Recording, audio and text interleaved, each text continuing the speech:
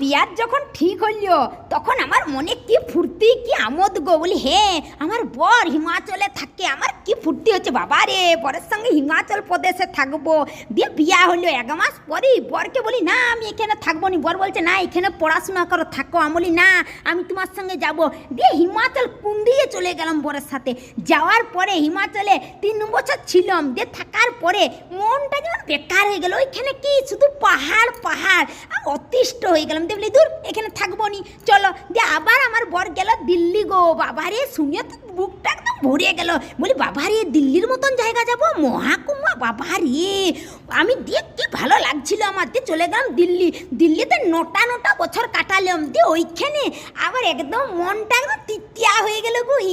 দিয়ে এবার বর বলছে তাহলে চলো এবার রাজস্থান যাবো। আমি বলি বাবারে রাজস্থানের মতন জায়গা দেখবো, বাবারে কি ভালো, উট দেখবো উট।